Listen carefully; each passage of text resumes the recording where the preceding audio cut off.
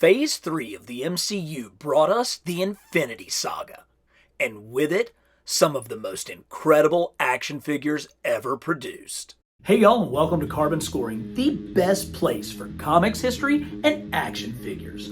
We have been going phase by phase through all of the figures produced for the Merry Marvel movies, and we're up to Phase 3, the culmination of the Infinity Saga. But Phase 3 is way too big for just one video. So we're going to do a dedicated video on the two Spider-Man films from Phase 3, Homecoming and Far From Home, and another video on the mammoth amount of action figures produced for the two Avengers films, Infinity War and Endgame. Everything else is in this video. So sit back and get ready for some mighty Marvel movie figures. Talk about starting out with a bang. While some may call it Avengers 2.5, Captain America Civil War is so much more than that.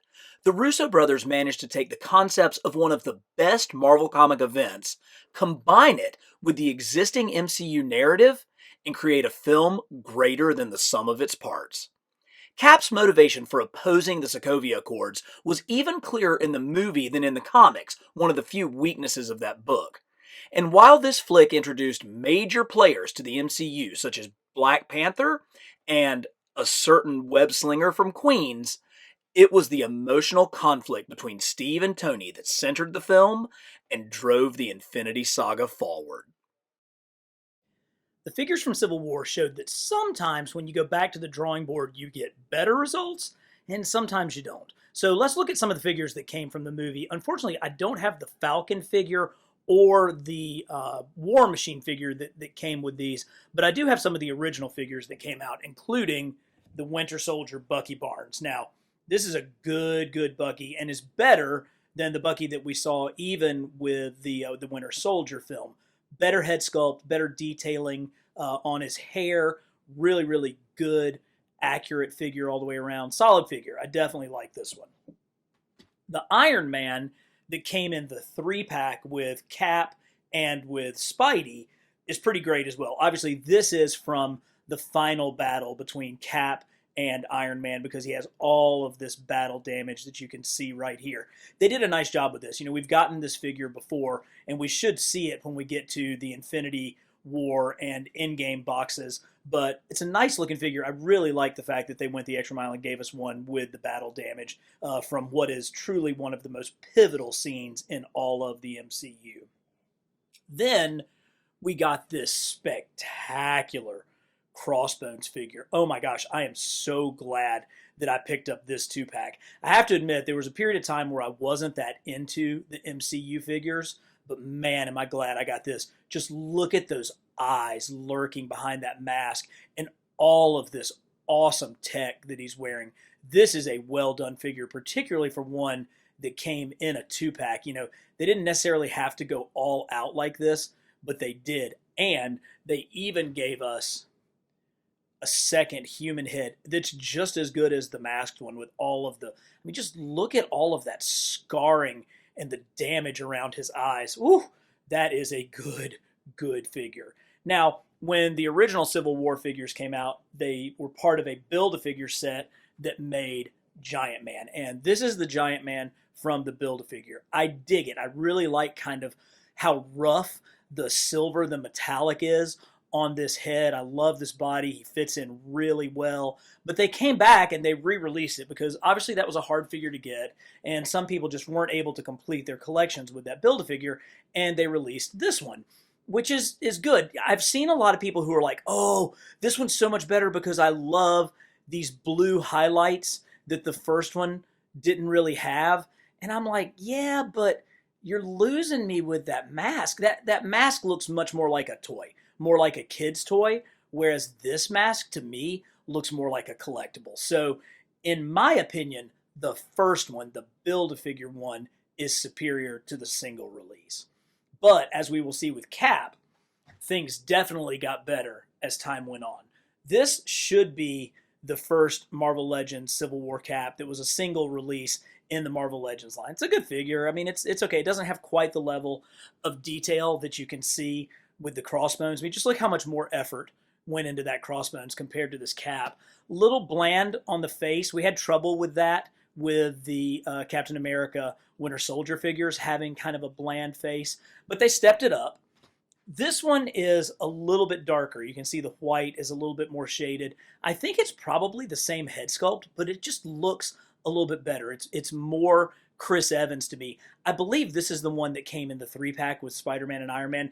And yes, I recognize that's not the right shield. That shield had much more of the battle damage on it. I'm sure it's in a box somewhere, but better. But then we got to the cap that came with Crossbones, and oh man, this is your definitive Civil War cap. And for my money, this may be one of the most definitive MCU Chris Evans Captain America figures.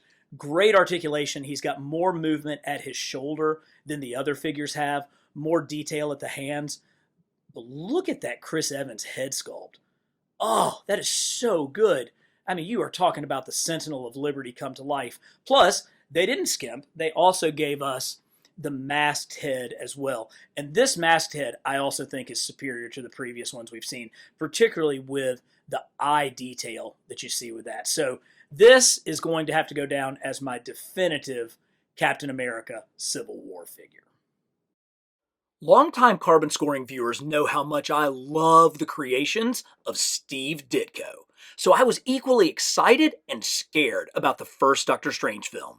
I wondered if Ditko's psychedelic 60s masterpiece would translate to mass market success. I needn't have worried. Benedict Cumberbatch provided the perfect combination of smug arrogance with heroism, bringing all the aspects of Stephen Strange to the screen. For me, though, it was Tilda Swinton's masterful portrayal of the Ancient One that took this movie from good to great and established the world of magic as an integral aspect of the MCU.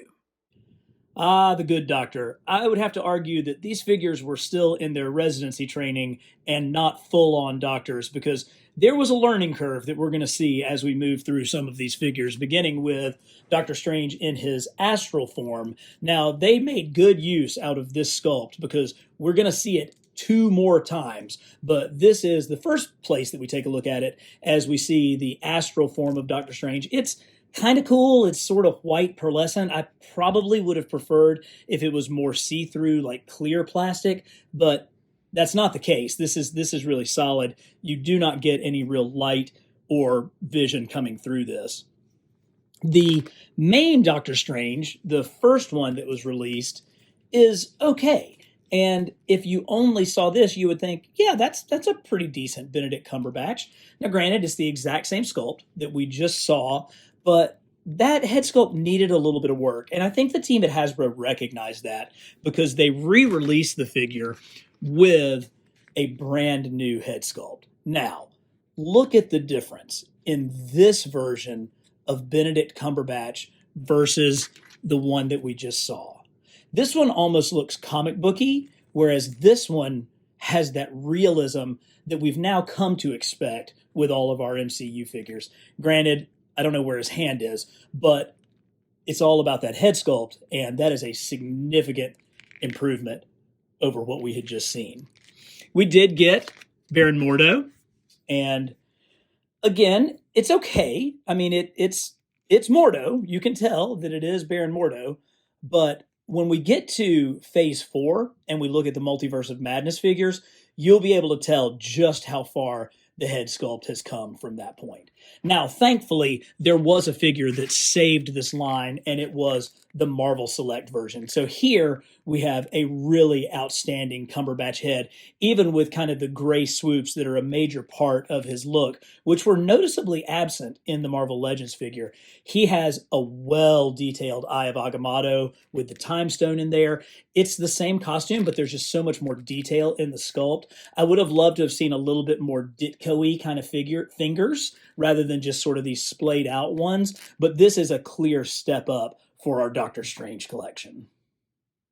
While it was impossible for Guardians of the Galaxy Volume 2 to be as fresh and groundbreaking as the first film, the second installment managed to take all the hip, hilarious aspects of the original and imbue even more heart and family to the story. Look, we all love the cool soundtrack and the witty back and forth dialogue, But these movies work because we are genuinely interested in these characters as a family, and the story arc of Quill meeting his birth father Ego only to discover that his true dad Yondu was with him all along, man, that hits you in all the feels. Yeah, now we're talking. Check out this lineup of figures from Guardians of the Galaxy Volume 2. Hopefully, many of you watched my Phase 2 video where we went over the figures that were produced for the very first Guardians of the Galaxy movie. And while there were some definite winners in that set, particularly Groot and Drax, there were definitely some that we needed to see improvements on, and we got them with these figures. Now, like I mentioned, the Drax figure from the first movie was spectacular. It was really good. He had kind of his prison jumpsuit as opposed to these blue pants. But the raised sculpting and tattoos were all there on the previous figure. This one has a little bit more of a screamy face, which is okay. I like that. I like to have a little bit of action in my action figures because when you get them set up in a display, they tend to look better when they have something more than just like a really kind of stoic face on them. Now, there's some characters that really lend themselves to having more of a stoic face. Drax is not one of those. So I'm very thankful that we got kind of the screamy face Drax. Now, again, one of the beauties of these movie lines is we actually get female figures, and none better than these three right here. The Gamora figure from the first movie was far and away the weakest, which makes it that much better that this one is one of the best. Holy cow, look at how good that looks. If you guys remember from the Phase 2 video how weak that head sculpt was for Zoe Saldana, hopefully it reminds you of just how freaking fantastic this one is. Again, those eyes with that face print technology almost come alive, and they didn't go overboard on the facial scarring and etching, just enough. And then I love the different gradations in her hair. She's very movie accurate with her costume, but it's so much more about how good that face sculpt is.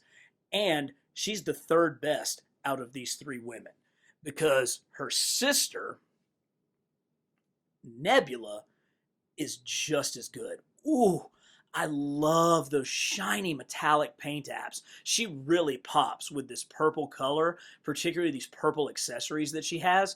But again, it comes down to how tight that Karen Gillan head sculpt is. I like the mechanics. I like that she kind of does have a little bit of a stoic expression. That works for her. But she's that thin, just really, really good character. You can see all of the armature and mechanics here of her arm. This is absolutely nice. And while I know a lot of fans are going to complain that as a Build-A-Figure, we got someone who was just a standard 6-inch scale, look at how accurate this Mantis is. I mean, just absolutely perfect. Again, that shiny metallic look really comes through, which is so good for our spacefaring characters, but it's that facial sculpt where they get kind of that flat aspect of Mantis's head, plus she's got her little antennas up here, and those deep set dark eyes really, really work. So yeah, we could have had a bigger figure, but I don't know that we would have gotten a better one than what we got out of Mantis. Of course, now it's time for my two dads, beginning with the Kurt Russell Ego figure. Strong, really, really strong. Came in a 2-pack. Good. I mean, you really, there's no way that you could do figures of this movie and not have this character involved. I mean, he's such a vital part of everything that's going on. I love how he's older. He's got, a little bit of a thicker features, swooped back hair. He's got the gray. Again, all the detail that we've come to expect in these figures, but it's really strong. But I'm going to have to go with Yondu as the winner. Look at this. Oh my gosh. Even down to like the little veins or things coming out of the side of his head. He's got his patented smile with that little touch of a goatee and his Ravager's jacket coming down. He came with his, whistle killing thing, but that's not all. It also came with a second head sculpt where he's doing the whistle motion with his comic accurate mohawk. I was so glad that they were able to work the mohawk into the figure and make it make sense. That was really cool, and this is a figure that definitely deserves the 2-head treatment from Marvel Legends. Of course, we've got some of our favorites down here. We do have two different versions of Star-Lord, Peter Quill. These are very, very similar figures. I can see that there's a little bit of difference in the shirt underneath. I keep one with the mask on because I really like kind of the comic look of Star-Lord with his mask on. But then we've got the mask off, and that's a solid Chris Pratt head sculpt there. Certainly better than what we saw with the first movie. But then there's always everybody's favorites, Rocket and Groot. And so we've got kind of Groot as his sort of baby Groot from the beginning of the movie. And then we have Groot when he was captured and he's wearing his Ravager's uniform. And then, of course, we've got a really, really angry Rocket who is just ready to absolutely tear into you. So here's everybody's favorite trash panda and a really good version of him. In much the same way the first Guardians movie changed what we thought was possible for Marvel movies, Thor Ragnarok took what was maybe the weakest corner of the MCU and blew the doors off of it. I have no idea where to even start with the greatness of this film. Is it Cate Blanchett's screen-stealing portrayal of Hela? Tom Hiddleston's consistent brilliance as Loki? Tessa Thompson's ass-kickery as Valkyrie? Nope. It's the fact that they made a buddy comedy with Thor and Hulk that worked in the most unexpected way. Equal parts hilarious and heroic, Ragnarok has become the gold standard for MCU entertainment. Thor Ragnarok is a movie that just screams action figures, and there have been so many from this movie, I don't even have room to fit them all on the screen almost. And I'm so glad that Hasbro, after their initial 3 figures plus the Hulk Build-A-Figure, came back to this movie and filled in some of the gaps of the characters that we were missing. Let's start with the biggest and the baddest of them all, with Suitor. Oh my gosh. So this guy really originated, I believe, in Walt Simonson's Thor run. He was kind of the bad guy that was lurking in the background. He would be teased one page at a time in each issue, leading up to issue 350, when the combined might of Loki, Odin, and Thor had to battle him on the Rainbow Bridge. I mean, it was epic comic storytelling at its finest, and I'm so thankful that the movie not only used very much Walt Simonson's design, particularly for the look of Suitor, but they also actually gave us a figure that fits perfectly in with our comic display. So I have an Asgard comic display down in my secret lounge where I keep the very best of my action figures. And because this figure works, I actually bought 2 of these so that I can have one down in the comic display and one up here with my Thor Ragnarok collection. Now, I mentioned that the original Marvel Legends figures consisted of Hela, which here is the first Hela figure that we got, and it's good. I just wouldn't say that it's hella good. I mean, it's a decent figure. I actually found her cape the other day, and I can't figure out what I did with it. But I'm so glad that they came back and revisited this figure, because Cate Blanchett's portrayal of Hela in this movie was spectacular. I mean, did any of you see it coming when she grabbed Mjolnir out of the air and crushed it in her hand? Nope. If you did, you're lying. Look at how good this head sculpt is of Cate Blanchett with the hair coming down in front of her face, that steely-eyed, determined look. And that's only one of 3 head sculpts that we got, because we also got the incredible Hela with her mask on version, and it has so many more appendages than the original Hela figure. It just is so much better. And we got 2 more really evil, really accurate Cate Blanchett heads. Super. Now, the brothers, of course, got their figures in that first Marvel Legends wave. We got Thor in his gladiator costume, which is cool. It's a totally different look for Thor. I like that it calls back to a lot of the comic looks with the way this helmet is, but I think it really shows the progression of his character with cutting his hair, with going in a different style. Loki, however, doesn't need to be any progressed. He is such a great, brilliant actor. I like the fact that this comes off and you get a full look at Tom Hiddleston's face, but it's cool that that also fits on there and you get the classic horns of Loki.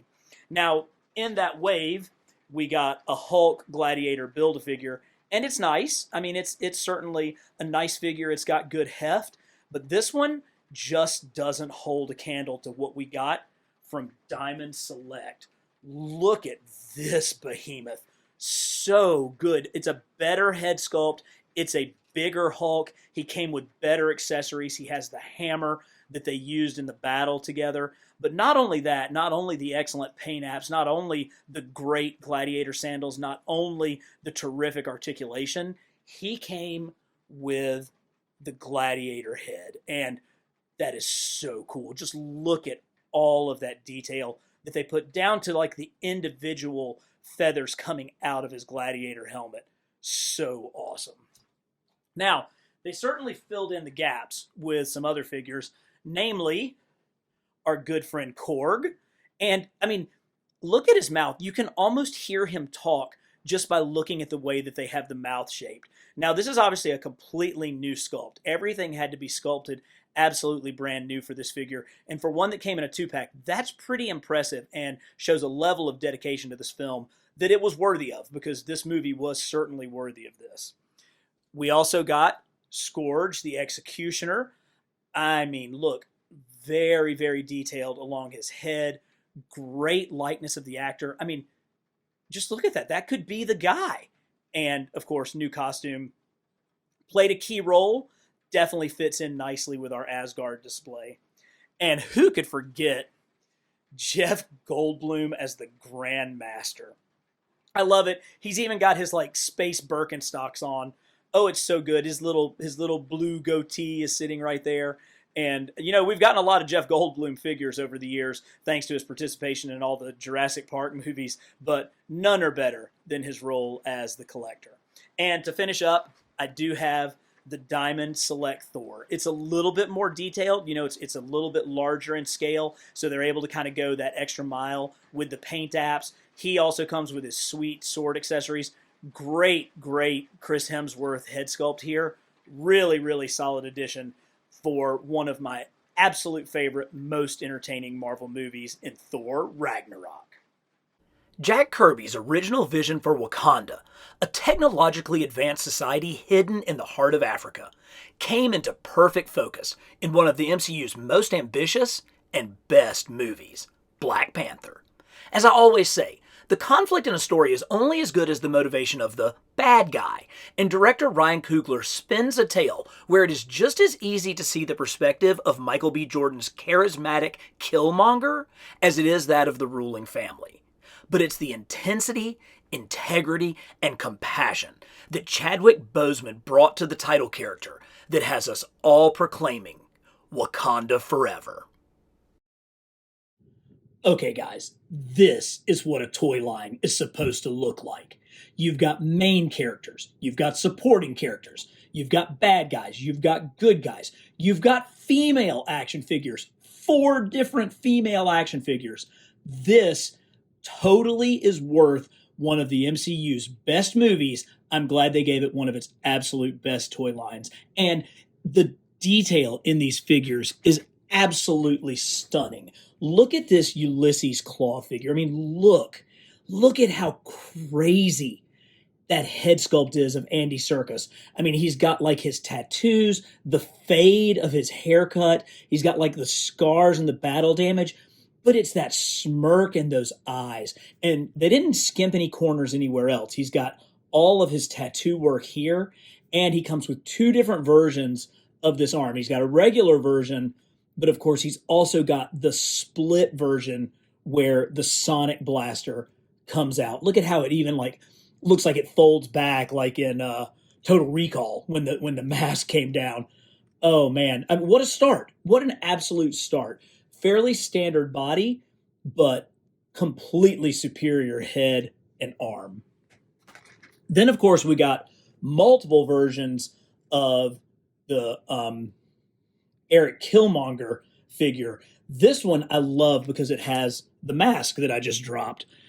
This mask is really well done. Lots of sculpted detail in there. Could use maybe a little bit more brightness to the paint apps, but still really good. But look at this Michael B. Jordan head sculpt. Look at like every little bit of the detail in his dreads are in there. His beard and mustache. Great tech suit costume, incredibly nicely done camos there. He's got this for lack of a better term, bat belt going on. I got a little distracted because it's popped off. We want that to stay on there. Even that metallic sheen coming here on the back, as well as this huge rifle. So that really captures his early movie look with the mask that he stole. But of course, we get this highly intricately detailed version of him in the Panther costume. Now, you can tell the difference, of course, because he has the gold highlights, but it does have the super claw hands, but that mask. Oh man, I mean, every like little rivet detail is featured in the mask. And I love how the eyes are they're kind of down pointing. It kind of gives it more of that evil look. Of course, this is a typical Marvel Legends figure, so you can get it into some really great poses, terrific butterfly joints to allow for that. But you love it when the villain gets treated with the same amount of respect in the action figure aisle that the hero does. But the hero in this one has lots of friends, including Nakia, which is this just terrific version of Lupita Nyong'o. I love her hair as well. Oh, that's so good. Now, she has basically the same body and sculpt as our... Actually, this is the... So is this the Dora Mijaje figure? I think this is the Dora Mijaje Build-A-Figure, and it's a little bit different. You can see that the costume is a little different. But then we have this figure as well, which does have the same basic sculpt, but because of the paint, they do look very different together. So it's great to have these Dora Mijaje figures, which play such a pivotal role in Black Panther, especially Okoye here. She is just terrific, and she's got that ticked off look and her facial tattoos. Then we got Shuri as well, and she has her blasters right on her arms. But again, an absolutely picture perfect head sculpt of Shuri. She has a different costume, so which she does. She's not one of the Dora Mijaje. But again, just so well done. I would love to see the Queen Mother in this line as well. But maybe one of the coolest is the M'Baku Build-A-Figure. Oh, this guy is so tough. The fact that they're able to work Man-Ape into it. Look at the detail down on his feet. Even this, I mean, the way the weathering is done with this paint app, I mean, it just looks so real. And then this skirt with the underneath, just such detail, which the costume, I'm pretty sure Black Panther won the Oscar for costume design, and it should have. And it really, comes so clearly through on these action figures. We did get another member of the royal family, T'Challa's father, in his official dress. Look at all of the detail that they put into the Wakandan tribal dress as he's wearing the Panther costume. And this is not simply the same head sculpt that we see on the other Black Panther figures. This is a completely new head sculpt for this figure. Oh, it's so good. But let's get down to T'Challa. And here is what I believe was the base figure in the line. And again, this is basically a black costume. So it could have been very easy to just phone this in, but they didn't. They added all of the tech details and all of that just advanced stuff in the sculpt and gave us an alternate Chadwick Boseman head. And I love how just kind of calm and serene this head is, because that really kind of sums up his leadership style and kind of his maturity, particularly that he grows into as the film goes on. We also got two other versions. I want to say this is kind of like the final fight version of Black Panther, the armor that he wore after essentially being returned from the dead, and the vibranium armor, which is powered up, where it's absorbing all of the energy and about to let that kinetic energy blast back onto the streets of, I think, Seoul, wasn't it? I think they were in South Korea. But as I said, an absolutely fantastic action figure line for an equally fantastic movie. Debuting after Avengers Infinity War, Ant-Man and the Wasp was a much-needed break. Building on the comedic hijinks of the first installment, it provided a breath of fresh air following the dusting of half of the universe. Rudd remains as charming as ever, but it's the Steen-sealing Luis that hits most of the high notes for me. Look, this movie is no Ragnarok or Black Panther, but I don't think it was trying to be. The Ant-Man movies have carved out their own little MCU niche, light and fun, but still integral to the overarching Infinity Saga storyline.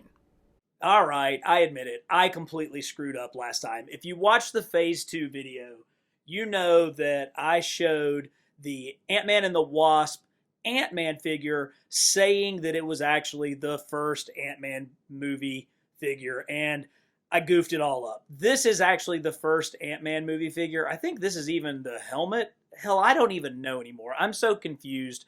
They look the same. Like it's like there's a tiny little difference, like right here at the chest plate. But virtually everything else about these daggum things is exactly the same. So instead of going back and showing you the figures that I've already shown you, I figured I would just kind of cut my losses and try to show you the Ant-Man 1 figures, even if they have the wrong head attached to them, and then we're all square, right? So if I show you this, then you've seen them all, and we don't have to argue about it anymore. It's my mistake. I botched it all up. You can unsubscribe if you need to Carbon Scoring, but I don't really want you to, because I want you to keep getting to see absolutely phenomenal figures like this Paul Rudd head sculpt. Now, I know that this head sculpt is from Ant-Man and the Wasp. This is the second Paul Rudd head that came out, because just look how swarmy that is. I mean, that half smile on one side with the cheek dented in, this is just brilliant. You can't deny that Hasbro has just crushed it. They have crushed it with their head sculpts and with what they've done with these movie figures. They're unbelievable. And to show you even more proof of that, here are the figures of Luis with his ex-con blazer on. Just a great Luis figure. And the Ghost, who was kind of part of the bad guy team in this most recent Ant-Man and the Wasp movie. It was so, so cool. I like this figure. I like how cool she looks. I think she could easily go in a comic Thunderbirds, Thunder People display. It's strong. And I also love that Luis came with the building shrunk down using the PIM particles. Ghost also had another really nice head sculpt. I like how they did the tips where she's like phasing out on her hair there. Good. Now, we also got the Wasp from Ant-Man and the Wasp. And the Marvel Legends version is again stellar. I mean, that is a spectacular Evangeline Lilly head sculpt. Of course, she came with a masked head as well, and I love how you can see her eyes behind the yellow goggles. That's a super nice touch. And this costume really is bright. They really brought out the gold in it, which I think looks really, really cool. But again, I'm still so excited by how good that head is. But I did go ahead and get the SH Figuarts character of this as well. Now, you can see that the colors are a little bit more muted on this import figure. You can't quite see the eyes as well on this one as you can on the Marvel Legends. It does have pretty spectacular articulation. You can see that there's drop-down joints all over the place, which is very cool. And she gets into some pretty awesome poses, particularly with these wings that are really, really highly articulated and fit nicely in the backpack. So, I mean, it's a good figure, but when you take price into account, I think once again, this is a battle that Marvel Legends wins. I am really trying not to be a hater, but Captain Marvel was the only real dud of Phase 3. And I'm not anti-Brie Larson. I think she brings the right amount of annoying arrogance to the role that matches her kinda unlikable comic counterpart. I didn't hate the 90s throwback retcon setting either, even with some of its forced references. Although, Stan Lee does have his greatest cameo in this one, with him reading his line from Mallrats. It's just that this movie felt so formulaic, which was a disappointment following the genre-stretching films that came before it. Man, I wish this movie was as good as these action figures. This is a terrific lineup. Once again, we've got multiple versions of the lead character, plus a various assortment of allies and enemies to complete the line. So let's start and take a look at these. I really like this Talos figure. That is a great representation. Look at the detail in that sculpting, and look at all of that fine, intricate paint app across the top of his head. This is very cool. Super, super movie accurate. The movie figures don't have quite as much, bombastic color that a lot of the comic figures have because that just doesn't show up well on screen. But these nice silvers and grays with the texture, it's the texture that really helps to make these stand out and look so good and so realistic. But the Skrulls are obviously going to play a huge part in phases 4 and 5 as we move into Secret War, and it's nice to get a good start with one right here. Of course, the movie was set in the past as far as the MCU goes, and so we end up with a two-eyed, younger version of Samuel L. Jackson's Nick Fury.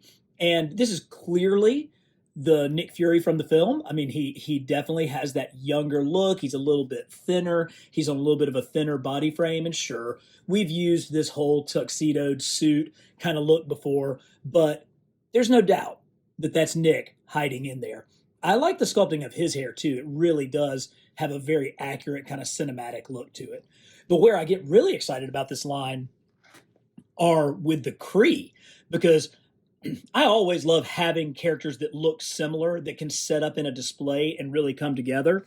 And that's what we got, particularly with this Target exclusive Captain Marvel that had the Carol Danvers head sculpt, but it also had the blue alien head sculpt with the scarf. So you can take this figure, and just by adding the bandolier, the scarf, and the head, you get a completely new figure. I mean, you put those together, and that's technically the same figure, but just with those small changes, you get a really good looking, different figure. And I appreciate that. I thought that was, that was worth me buying 2 of this one to really round out the Kree cast. But I do really like Jude Law's character, because this guy, he could totally work as an army builder in your comic display.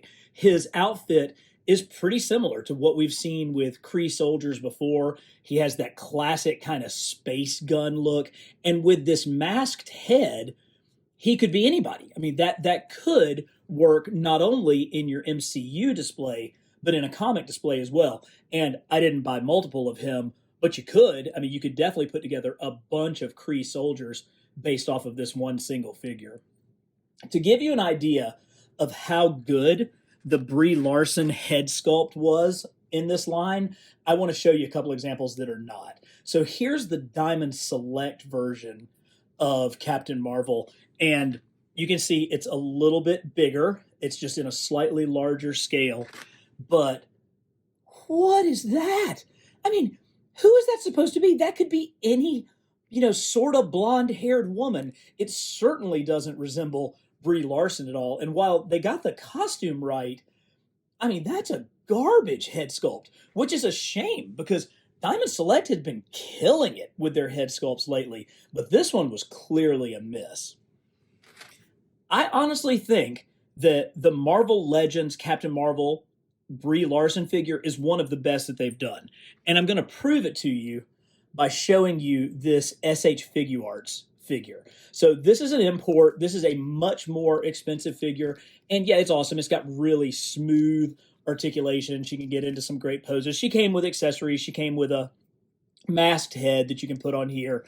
And that's a good head sculpt. I mean, that clearly looks like Brie Larson. I mean, when you compare it to this abomination, hi. I mean, this is clearly much better. But it cost about 2 to 3 times what the Marvel Legends figure cost. And look at this. I'm telling you, this is a better sculpt. This $20 Legends figure has one of the most accurate female head sculpts that we've ever seen. That is really solid. The face printing technology made a huge difference, particularly with those eyes. It gives her some good life in those eyes. She has a brilliant costume. I mean, it's so comic booky, and they did remain so true to her comic book look, which I really appreciate and really love. This figure could work in a comic display, but it's such a perfect movie figure with that great head sculpt. I loved it so much that I actually got two of these because I wanted to be able to display one with the mask, with the flowing mohawk coming out, and one with that excellent, excellent head sculpt. I think there was also like a binary version of this that was a Walmart exclusive that I still don't have, but I don't know that I need it when I've got these two great figures here. And to round it out, we also got her in her flight jacket with a completely different hairstyle. You can see her hair is much shorter here, or at least it looks like it's much shorter here as it flows. Again, really nice paint detail and application there on the jacket. And you've got that crazy cat monster thing. But that has some of that Brie Larson arrogance that, is kind of vital to the character of Captain Marvel. So I'm going to call this line an absolute winner. Here's the playlist of all our MCU videos. But before you head over to those, hit subscribe so that you can stay up to date with all the goodness coming from Carbon Scoring.